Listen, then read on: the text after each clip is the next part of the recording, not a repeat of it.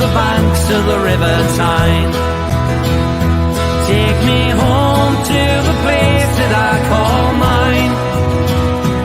It's a place I love best, 'cause it's better than the rest. Take me home to the banks of the River Tyne.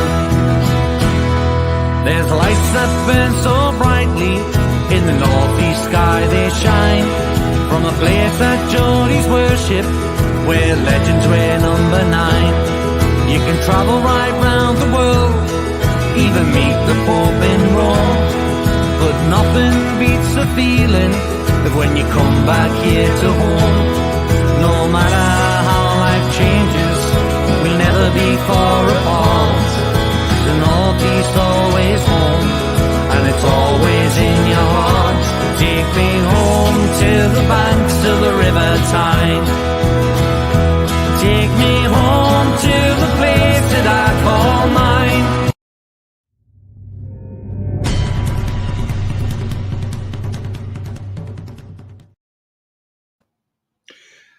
Good evening, everybody, and welcome to It's All Black and White TV. And yes, this is the Eddie Howe press conference reaction. And also we look at the officials who are going to officiate our game tomorrow, and my possible team lineup as well, guys. So before we get into this show, guys, if you like what you see, please smash the likes. It really does help the channel up the search results. So please smash those likes. Thank you very much. Also, if you're brand new to the channel, then please hit the subscribe button. That is free to do so. Helps the channel grow. And bell notification tells you when I'm live, have a pre-recorded show, or any upcoming shows. Currently on 362 subscribers, so 38 away from 400. This would be a magnificent achievement if I got that by the end of February. That would be fantastic. So thank you, everybody who have subscribed so far. And please don't forget to tell your friends where to find us on this channel. Yes, guys, so as I say, it's the Eddie Howe press conference. And, today he had his press conference ahead of our game against Bournemouth. So let's get into what the gaffer has said today, and let's digest what he said. So first question he was asked as well was on Christian Atsu, as the former Newcastle United winger who worked under Eddie Howe whilst on loan at Bournemouth remains missing following the devastating earthquakes which struck southern Turkey earlier this week. Eddie went on to say it's hugely worrying, and I really enjoyed working with Christian, a great lad, player, and our thoughts are with him and his family. We hope for some good news, but we've been really concerned for him and his welfare this week. It's been difficult. There have been conflicting stories about his whereabouts, so it's been very tough indeed. I can't imagine how his family are feeling, but from the bottom of our hearts, we wish him well and hope there is a positive outcome. So yes, guys, very nice words there from Eddie Howe on our former player Christian Atsu. It's just a worrying time. We've heard nothing what's happened with him. We heard the conflicting reports that he was found, but now that seems to not be the case, and his agent has also said she's not heard from him. So so we just wait and see if any news comes out. We hope all is fine, and but at this time we just pray and hope everything's fine. And we also share our thoughts with everybody involved in this earthquake in Turkey and in Syria. It's an absolute tragedy, and by all means, if anybody wants to make any donations, go onto the DEC website, and I think from there they tell you how to go about making a donation. I know it's a cost of living crisis and not a lot of people have got money, but, even if you spared £1 or £2, it doesn't matter. It's still a donation. It's still something towards helping these people out there. So, that's a Disasters Emergencies Committee website, DEC. So just check that out and have a look there if you want to make a donation towards the people in Turkey and Syria at this very sad and difficult time. Howe was then asked on the availability of Alexander Isak, who scored in the reverse fixture against the Cherries in September, after he sat out last weekend's draw against West Ham due to head injury. Eddie says he will be in the squad. He's fully recovered. Initially, he got the ball on the head, didn't feel too bad, but we had to follow protocols. He's been good this week. He says Matt Targett will still be out. He's close to training. He's worked hard on his rehabilitation with the physios, and he's getting close to the group. Javier Manquillo is getting close, and Bruno, as we know, is missing through suspension. So Isak is back in the squad, guys and girls, for tomorrow for our head down to the Vitality. Also we all know it as Dean Court, but obviously it's the Vitality these days. But yeah, and we know Bruno's out through suspension as well, guys. So yeah, very good words there, and very great to see Alexander Isak back in the squad, because we have missed him. On returning to Bournemouth for the first time since his managerial departure in the summer of 2020, following an 8-year spell with the club, and winning the 2014-15 championship title, he says, "We've been preparing for the game as normal. The emotional side is difficult to predict how I'll feel walking out a stadium that I know so well, and so many people that I know so well. I know from the other side, preparing a game as a Bournemouth manager, it's a special place to play football when it's rocking, and we need to be ready for that kind of atmosphere. They have signed some very good players and invested in the transfer market, so I think this is a different Bournemouth team to the one we've seen in previous weeks. They're very athletic, with a lot of pace all through the team. This is a different game, so we need to be ready for what is ahead." So yeah, Eddie Howe, I mean, preparing a game is normal. Yes, it's going to be an emotional side. I mean, Eddie Howe going out and being in the away dugout and not the home dugout. Let's hope that Bournemouth fans give him a really good reception tomorrow when he gets there, because he deserves that for the amount of stuff he's done for Bournemouth. What he got Bournemouth through. They were ready to go out the Football League. He kept them in the Football League. And then he got them promoted through the leagues and eventually the promised land of the Premier League, where he kept them there for 5 years. So, yeah, the guy deserves huge credit from them fans, and let's hope they give him a great reception. And I'm sure the Bournemouth fans will give him a great reception. Once the whistle goes mind, it'll be a totally different reception. But in terms of pre-game, he will certainly get a great reception from those fans, and rightly so. He deserves it, because, for what he's done at that club, that was a massive achievement. And who knows, if he hadn't took over as manager, would they have ever got the Premier League? You'll never know. But the job that Eddie Howe done at that club was nothing but short of phenomenal. And it's what he's doing at our club now. And as Craig, who I had on last night, a Bournemouth fan, on the match preview, he said Eddie Howe is God to Bournemouth fans. So there we go, guys. So we are very lucky to have Eddie Howe. On preparations for the upcoming Premier League fixture, after reaching the Carabao Cup final last week, a 24-year wait for a domestic cup of final appearances before claiming a draw against West Ham. He says, "I think it was an emotional week. We were really disappointed not to win against West Ham, so there's that feeling that we needed to do better in certain aspects of our play. We tried to refine that and put that right on the training pitch this week and find the missing ingredient to our game to try and kick us into winning games again. That's what we try to do this week, and we know it's going to be a tough game this weekend." So yeah, basically what Eddie Howe's saying there then is they're disappointed not to have won the game, but obviously it was an emotional week, so maybe that was the cup hangover of getting to the final. But he is trying to get them sorted out that they can kick back into winning games again, and that is important, starting to win games. And people will, let's see what happens, and hopefully tomorrow we kickstart that and get the 3 points tomorrow that we so desperately could do with getting to maintain our position in the table. On Anthony Gordon, who targets a full debut after appearing as a sub and facing his selection dilemmas, he says, "It was a positive debut from him last week. The first impression that you give the home supporters at such an important moment. His first touch was a brilliant one, and from then on he was into the game in a way, so I was really pleased with that. He's taken that confidence into training this week. He's keen. I did some one-to-one work with him on Monday, and he then trained with a group for the rest of the week. He's shown some really good signs, and his overall performance levels have been very good. I have choices, and that's a brilliant thing for a manager to have. I never look at that negatively, although sometimes the decisions can be tough because you're choosing two players in one position, and that's difficult side of management. But I'd much rather have that problem because the squad needs to be big and strong enough for a long campaign. So what he's saying there is, obviously he's got two players in that position, meaning the SM. Gordon's done really well, not in just on the match, but he's also done well in training this week. He had a 1-to-1 with Eddie all day Monday. So basically, Eddie's probably told him how he wants him to play and what he wants from him.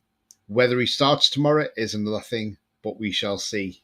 And all the signs about Anthony Gordon seem very positive from Eddie Howe himself. On ESM, who's gained his first Premier League start last week and recorded 3 assists on Newcastle's last trip to the Vitality Stadium in 2020, when Howe was managing the opposing side that evening. He says, I think Maxi is someone who performs better with a consistent run of games, but I would say that would be the case for all players. He has a window and an opportunity to impress. There were some aspects to his game which were in a really good place last week. Most importantly, trying to give his all for the team. I don't think there's any lack of effort from him. I thought West Ham managed him well in the game.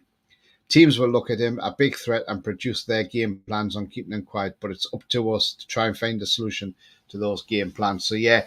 So he's saying he was happy with parts of his game last week. But obviously West Ham did try and keep him quiet. They've done a job on him. And, we just got to be a bit more cute on that. And so basically we've just got to keep an eye on that, and hopefully we can be a bit more cute. And then also just take that into the game and see where it takes us. So let's look at the referees and the officials for the game on Saturday evening at 5:30, which is live on Sky Sports. So the man in the middle tomorrow night is none other than Stuart Atwell. Yes, guys, Stuart Atwell. He was the man in the middle, our 4-1 win away to Southampton in November when he handed out 1 yellow card. And also he took charge of our semi-final first leg at Southampton, where he booked 8 players in that game and sending off Duje Seletakar, whilst booking Trippier, Bruno and ASM. So we all know about that. This season, 2022-23, 17 games, 71 yellow cards have been issued and 3 red cards from Stuart Atwell. His assistant referees on the line will be Darren Kahn and James Mainwaring. The 4th official will be Andre Maringer. VAR will be Tony Harrington. And the assistant VAR referee will be Dan Cook. So that's so let's hope Stuart Atwell doesn't get an injury, or we'll have Andre Maringer as referee. We don't really want him on the pitch as a referee, so he's better off on the sidelines. But yeah, I mean, there we go. That's your line up your officials. So Stuart Atwell referees the game tomorrow night, live on Sky Sports. So yeah, guys. So Eddie Howe is pretty much relaxed, pretty happy with everything, but just wants to see us get them wins, and that's what we all want to see. We want to see us start to win again. Now, we're creating the chances, we're just not scoring. That's the thing.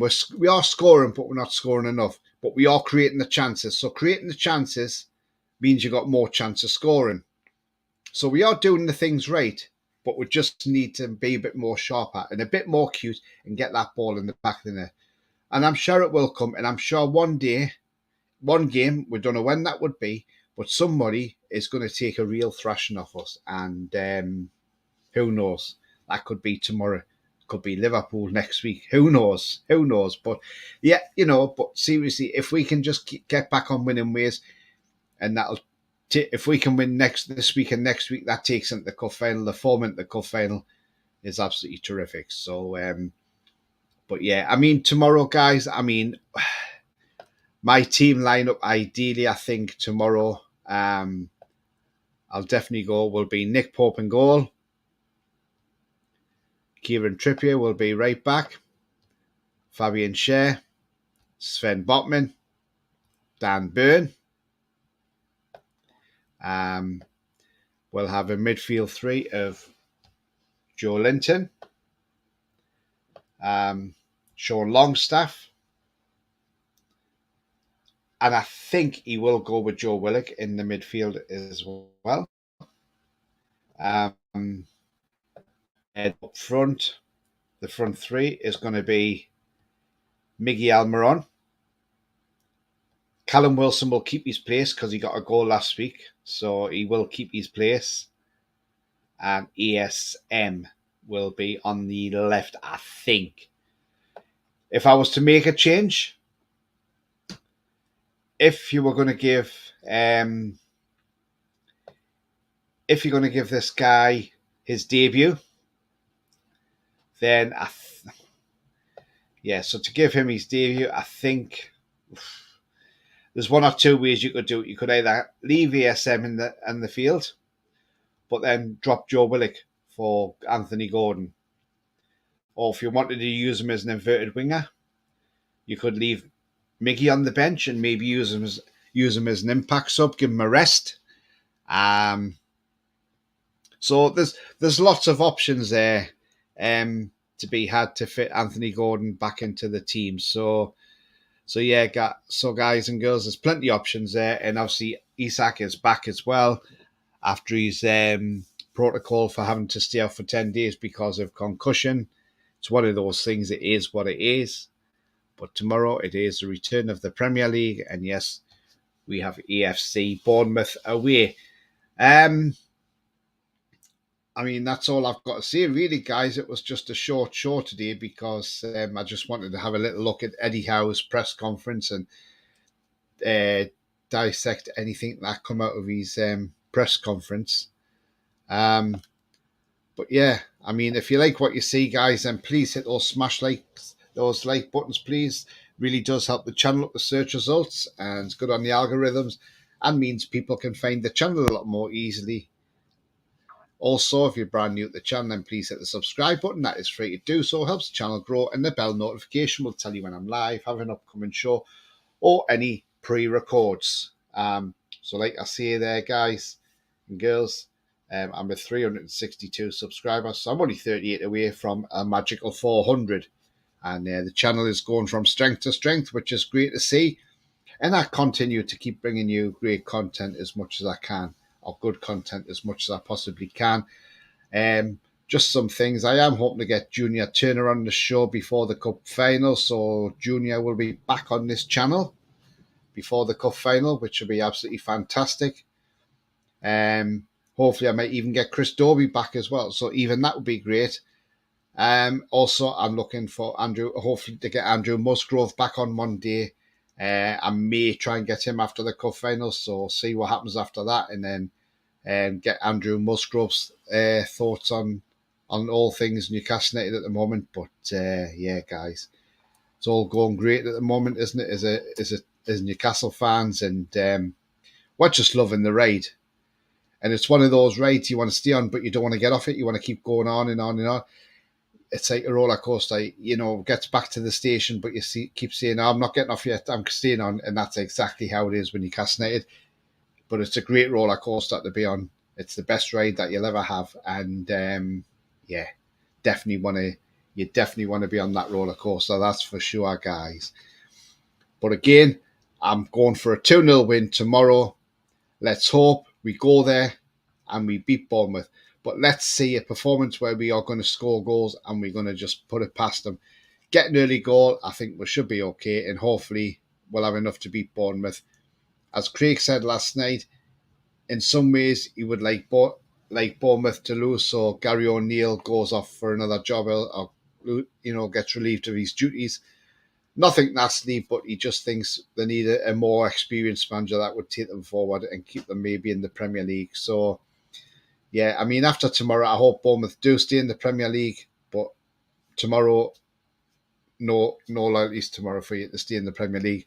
I just want us to go there and get the 3 points and continue our march up the table and see where we end up at the end of the season, whether it's top 4 or top 7. Who knows? But we will see, guys. And yeah.